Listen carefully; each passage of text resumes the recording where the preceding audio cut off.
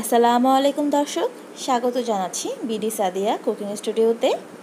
গ্রীষ্মের প্রচণ্ড গরমে এক গ্লাস ঠান্ডা ঠান্ডা কাঁচা আমের জুস হলে আর কি লাগে, মন প্রাণ একসাথে জুড়িয়ে যায়। আজকে আমি আপনাদের জন্য নিয়ে এসেছি কাঁচা আমের জুস। তাহলে ভিউয়ার্স, চলুন দেখে নিই ঘরে থাকা অল্প কিছু উপাদান দিয়ে কি করে চটজলদি ঠান্ডা ঠান্ডা কাঁচা আমের জুস তৈরি করতে হয়। ব্লেন্ডারের জগ নিয়েছি, জগের মধ্যে এবার দিয়ে দিচ্ছি 1 কাপ কাঁচা আম। আমগুলোকে আমি স্লাইস করে কেটে রেখেছিলাম। আর দিয়ে দিচ্ছি 1/3 কাপ চিনি।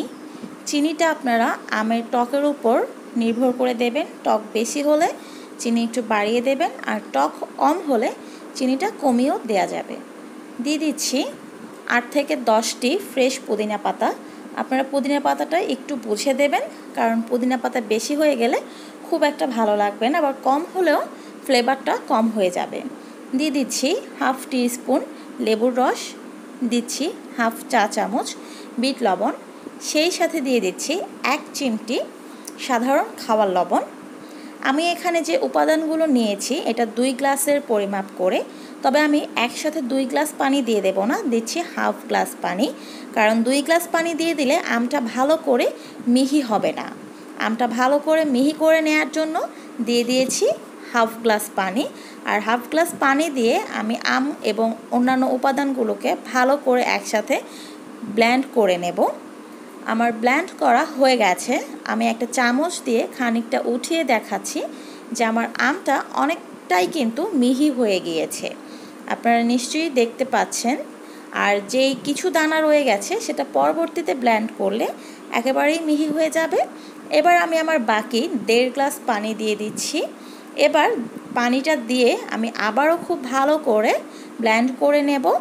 তবে আপনারা এখানে চাইলে একটুখানি বরফ কুচি দিতে পারেন, তবে পানিটা কমিয়ে দিতে হবে। আমার ব্লেন্ড করা হয়ে গেছে। আমি আবারও একটু চামচ দিয়ে উঠিয়ে দেখাচ্ছি যে আমার এবার কিন্তু আর কোনো আমের দানা দানা রয়ে যায়নি, সম্পূর্ণ আমই ভালো করে মিহি হয়ে গিয়েছে। এবার আমি একটা ছাঁকনি দিয়ে ছেঁকে জুসটাকে গ্লাসের মধ্যে ঢেলে পরিবেশন করব। তৈরি হয়ে গেছে আমার কাঁচা আমের জুস। এটা দেখতে খুবই সুন্দর হয়েছে আর খেতে হয়েছে অতুলনীয়। আপনারা অবশ্যই এটা বাসায় ট্রাই করবেন। আর বাসায় ট্রাই করে যদি আপনাদের ভালো লাগে তাহলে ফ্রেন্ড অ্যান্ড ফ্যামিলির সাথে শেয়ার করতে ভুলবেন না। আর যারা এখনও আমার চ্যানেলটি সাবস্ক্রাইব করেননি তারা প্লিজ আমার চ্যানেলটি সাবস্ক্রাইব করে ফেলবেন। আজকে এই পর্যন্তই। সবাই ভালো থাকবেন। আল্লাহ হাফেজ।